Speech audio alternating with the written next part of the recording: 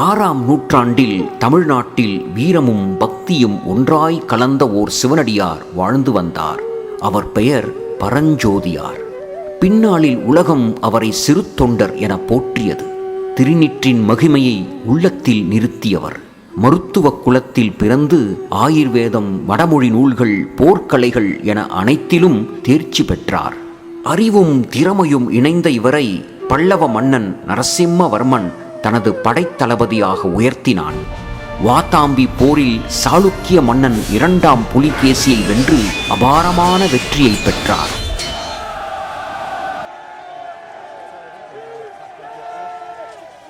அந்த வெற்றியால் கிடைத்த செல்வங்களை தம் அரசனுக்கு அர்ப்பணித்தார். அப்போது மன்னன் பரஞ்சோதியின் உள்ளார்ந்த பக்தியை உணர்ந்தான். இனி இப்பணியை செய்தல் வேண்டாம், திருத்தொண்டு செய்து கொண்டிரும் என கூறி பெரும் செல்வங்களை அளித்து அவரை விடை பெறச் செய்தான். தன் சொந்த ஊரான திருச்செங்காட்டங்குடிக்கு திரும்பிய பரஞ்சோதி முழுமையான சிவபக்தியில் மூழ்கினார். தினமும் சிவனடியார்களுக்கு அன்னதானம் செய்து அவர்கள் உணவுண்ட பின்பே தாம் உண்பார். அச்சிவனடியார்களின் முன்னே தம்மை சிறுமைப்படுத்திக் கொள்வதினால் ஊரார் அவரை சிறு தொண்டர் என அழைத்தனர். திருவெண்காட்டு நங்கை என்ற நல்லொழுக்கம் மிக்க பெண்மணியை மணந்து சீராள தேவர் என்ற மகனை பெற்றார். குடும்ப வாழ்க்கையிலும் பக்தி வழியிலும் திளைத்து ஓங்கினார். ஒரு நாள் சிவஞானத்தின் சூரியனான திருஞான சம்பந்தர் திருக்கீழ்வேளூருக்கு வந்தார் என்ற செய்தியை அறிந்த சிறுதொண்டர் அவரை நேரில் சென்று வரவேற்று தம் ஊருக்கு அழைத்து வந்தார். கணபதீஸ்வரம் கோவிலில் சம்பந்தர் பைங்கோட்டு மலர்ப்புன்னை என்ற பதிகத்தை பாடி அதிலே சிறுத்தொண்ட நாயனாரின் பக்தியை போற்றி உயர்த்தினார்.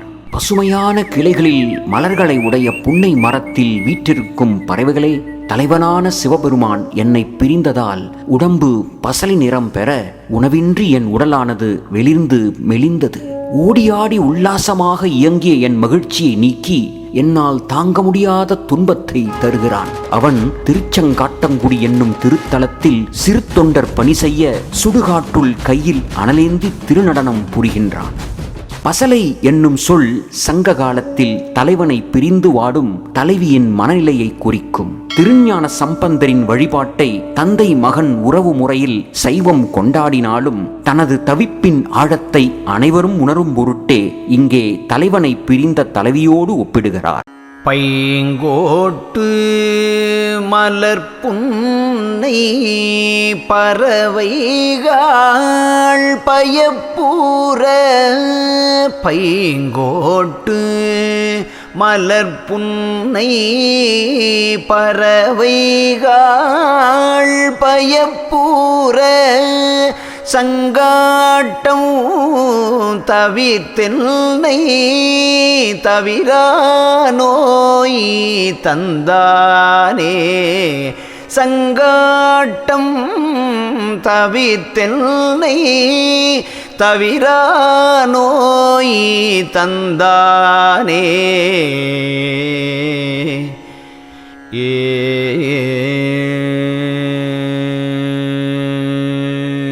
செங்காட்டம் குடிமேய சிறு தொண்டன் பணி செய்ய, செங்காட்டம் குடிமேய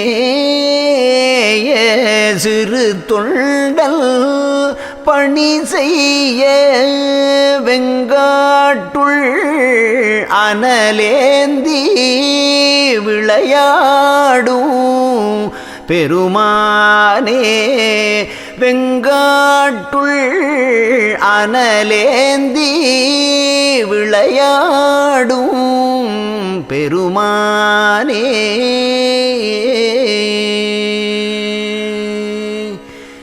ஏ